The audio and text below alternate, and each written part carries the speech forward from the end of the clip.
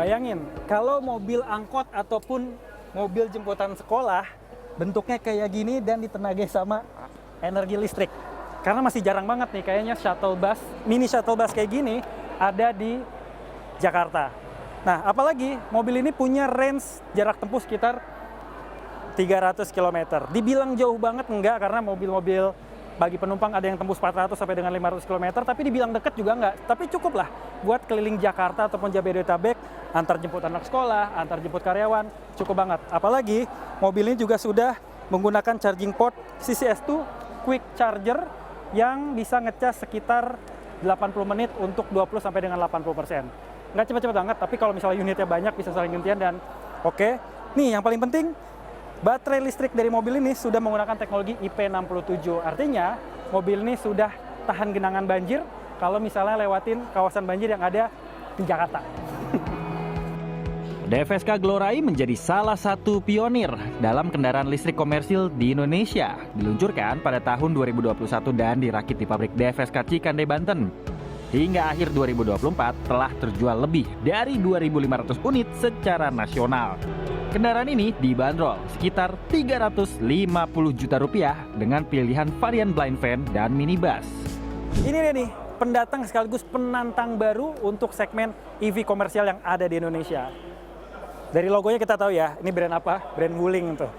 Terus kalau misalnya kita lihat dari desainnya, ini kelihatannya lebih mewah daripada peruntukannya. Kan ini kan mobil untuk komersil, biasanya untuk angkutan jemput karyawan, jemput sekolah, ataupun travel. Tapi ini kelihatannya jauh lebih mewah. Kita lihat ke sampingnya yuk. Bisa ngelihat dimensinya tuh panjang banget, sekitar 5 meter. Udah gitu lebar ya. Mobil ini diklaim bisa menempuh jarak sekitar 350 sampai dengan 400 km dalam satu kali pengisian penuh. Dan membutuhkan waktu sekitar 30 menit aja buat ngecharge energinya dari 20% sampai dengan 80%. Kalau kamu punya mobil segede ini, kira-kira buat apa? Kalau saya sih kayaknya buat ngangkut 3 ekor kambing kurban kali ya, cukup.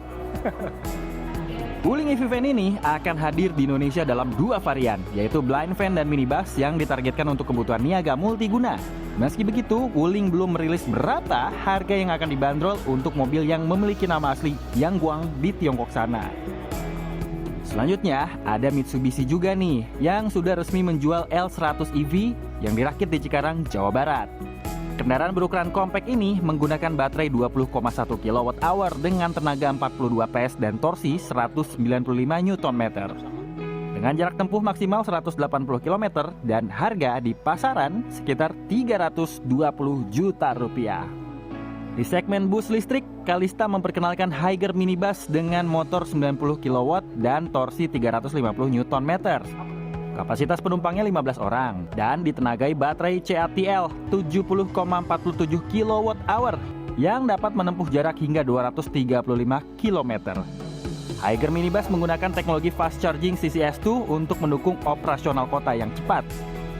Potensi pasar yang belum terjangkau dan sedikitnya pemain di segmentasi EV komersial membuat sejumlah brand otomotif melihat ini sebagai langkah strategis untuk menjadi pemain utama di masa depan. Seiring berjalannya waktu itu ternyata ada customer komersial yang ingin untuk mencoba mungkin nggak sih ke depannya ada komersial EV. Dan juga kalau kita lihat secara data penjualan, segmen komersial ini sangat tangguh nih di berbagai kondisi penjualan. Di setiap tahunnya itu bisa 200.000 unit dan hampir setengahnya itu adalah kelas-kelas low commercial vehicle. Dan di situ juga tidak ada lagi nih pemainnya itu sangat sedikit sekali untuk EV. Jadi kalau ada persaingan saya kira bagus lah. Itu nggak baik juga pasar itu dikuasai oleh satu brand. Nah kalau ada 2-3 brand berarti kita ini compete how to serve, how to satisfy our customers kan gitu. Ya itu memang bagus lah. Jadi tim kita ini lebih kerja keras. Dengan variasi produk yang semakin beragam dan tingkat penerimaan pasar yang semakin terbuka, kendaraan listrik niaga diprediksi bakal terus jadi ladang baru industri EV di Indonesia. Albi Pratama, Bara Maestro, Jakarta.